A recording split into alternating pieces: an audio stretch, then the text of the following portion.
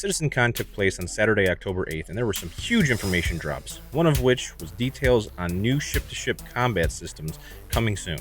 And we're going to break it down here. Let's get it.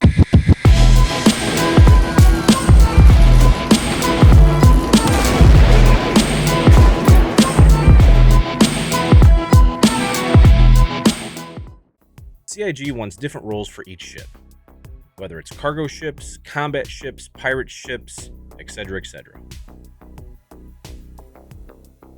Their goal is to try to make sure there isn't just one ship for everything. They talked about light fighters for 1v1 PvP combat with lighter armor and quicker movement so they can get in and out of situations. Heavy fighters are opposite of that, not so good against one-on-one, but excel against group combat. Medium combat ships are multi-role fighters. They'll be able to do a little bit of everything, but won't reach the performance of a dedicated ship in its area. Racers are very fast ships that can change their velocity very quickly. Interceptors' purpose is to catch up to ships using their forward thrust and are designed to disable other ships, usually coming with advanced hardware. Bombers very easily shoot heavy ordnances at the large ships, but are terrible in light fighter combat. Larger ships, like Constellations and above, are less about positional combat like light fighters and more about naval combat, so timing your shots over long distances and using correct fire and shield arcs. So CIG's goal is to have roles built into each ship, so every player has to decide which ship they're going to use and when. The biggest challenge that they see is the current speed in combat, while they may have found their answer. Currently, when you engage in combat, ships are going way too fast and end up far apart and end up just jousting each other. CIG has talked about fixing this combat issue for years. They want to achieve meaningful and impactful positional maneuvering, and high-speed combat is the complete opposite of what their goals are. They want combat to be closer and turn-oriented. Another issue is that it's hard to keep players engaged in combat because they move so far apart so quickly. The solution is something that they're calling Master Modes. SCM, Standard Control Mode, and QCM, Quantum Control Mode. We no longer will have combat and long-range travel at the same time. With SCM, you'll be in a standard mode, which is the functional core mode of each ship where you can do everything the ship is supposed to do in its role. It's where the guns are armed and the missiles are on and fired. It reduces the speed and ultimately allows the shield to be turned on. The speeds vary ship to ship, but they said it will be between 200 and 300 meters per second, and then boost will allow you to move incrementally faster. Boosting is not the same as it was before. You will be able to boost forward the fastest, but you will get a lot of debuffs when boosting backwards, creating a lot of variability in dogfighting maneuverability. The biggest change is that you won't have your quantum available in this mode. QCM. This mode unlocks your maximum velocity of each ship. This feature has a new gameplay mechanic called Quantum Boost that will allow your ship to quantum leap to shorter distances, around 50 kilometers or so.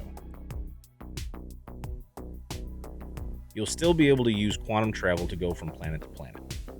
This also allows you to go very fast over planet's atmosphere, 12 to 1400 meters per second when you want to zip fast over the planet. But it comes at a cost. Your capacitor systems don't function. They interfere with the quantum bubble that allows you to go fast. Your shields will collapse, your weapons stop working, countermeasures won't work, and you won't be able to use your thruster boost. So all combat systems will shut off instantly. There will be a time for the quantum to spool up, which looks to be around 8 to 10 seconds. I'm sure they're still working on it. But you will be able to go fast, so there is an element of risk involved with this. So if there's a scenario where you don't know what somebody's going to do to you, you can choose to go into standard control mode and be safe by defending yourself, or you can go into quantum mode and try to escape. This very much brings an element of stealth to the game as well. If someone doesn't know you're there till you're within SCM range, then it might be too late for them to escape, whereas if they see you coming in, they can have their quantum mode on and escape.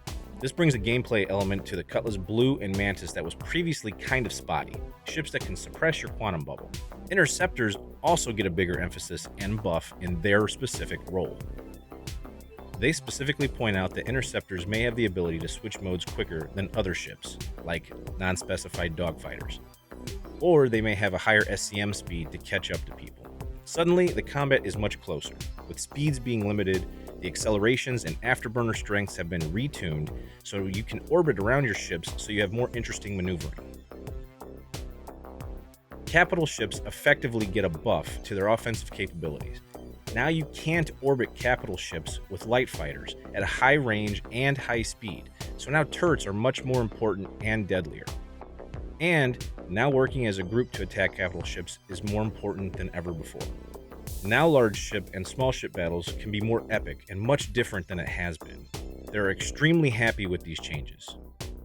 So when will we see it? These changes are already in the balancing phase of Squadron 42, and it will make its way into the PU. What's holding it back is the scale of all the ships in Star Citizen versus Squadron 42. There's many more ships in Star Citizen. What also ties into this is this directly relates to other systems like the UI, Star Map, the HUD, radar, and quantum specifically. All of this has to come all together at the same time. They're not looking to drop it piece by piece. It really sounds like, with everything that was being said and the whole theme of the entire Citizencon, it looks like at soonest we're going to get it at 4.0, and it may actually come after 4.0. They haven't officially announced that, but I'm sure that when Squadron drops, this will already be in place, or this will be coming out relatively soon after Squadron actually gets dropped.